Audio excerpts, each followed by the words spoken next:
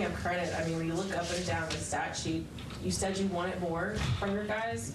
What more did you see from them and how they were able to do the things that you said, the more threes, and it felt as if like the guys coming together and people stepping up to the plate? Without a doubt, and I think it started with the physicality. I think the way we tried to punch first tonight, very different than the first game this year. So that response from our guys, extremely encouraged by that. Our start was better. And then overall, I think we had a defensive mindset to start the game like we talked about. And then the execution. So no matter who's playing, one starter out, two starters out, it doesn't matter. The approach that we had, that has to be who we are.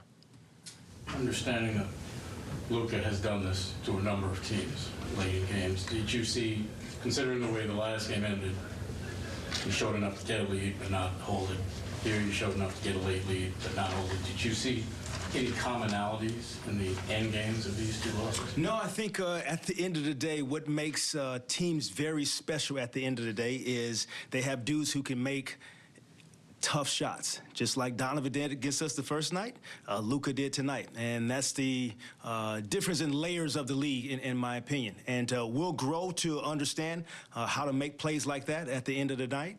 But overall, again, putting ourselves in a position to win ball games, we'll continue to learn. What did you guys do against Kyrie tonight? I mean, he had this sort of a tough night, especially in the first half. Like, what was kind of working against him? I think overall, like I said, the mindset defensively, I think we changed coverages throughout the course of the night to give different looks, like we talked about before the game. I thought our guys were mentally in it to respond, and it started with the physicality. And so we contested a lot of shots, and at the end of the night, I think we were really engaged. Cam obviously had another 30-point outing, but I thought at times defensively it looked like he made some strides, especially trying to challenge Luka.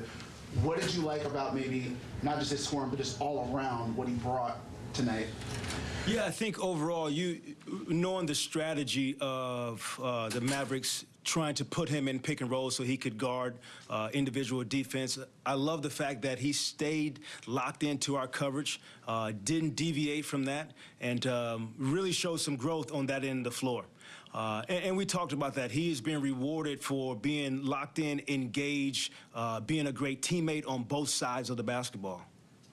You talked about layers of the league, and clearly, like Meek says, there's levels to this, right? So how do you get to that point when you don't have, as an example, an all-NBA guy like Luka, an all-star like Donovan, and I know, obviously, Ben has been an all-star in the past. How do you get to that point when you don't have an all-star who's accomplished at making those kind of shots? Yeah, I think you continue to put those guys, or our guys, in those situations. And so 2 nights now, a game decided by 1 point, tonight decided by 5. You continue to build basically a callus being in these positions and knowing how to respond to it. I think we were much more organized tonight at the end of the game, which showed.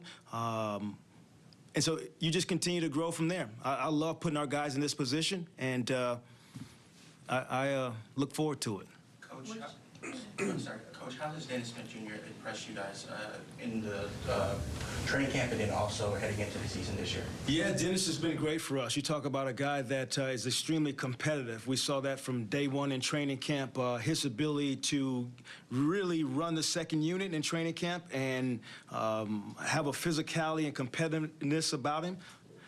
And it's every day. And so he wears that on his shoulders, and we love that about him, and he's going to be really good for us. You told us earlier that it was going to be a case-by-case situation for your guys if they play 30-plus minutes. You don't want them to, but you had 6 guys play 30-plus minutes, all in double figures. What did you make of just how you're able to figure out that rotation? And was it a matter of some guys without having, Cam and Nick, and that's just the way it played out?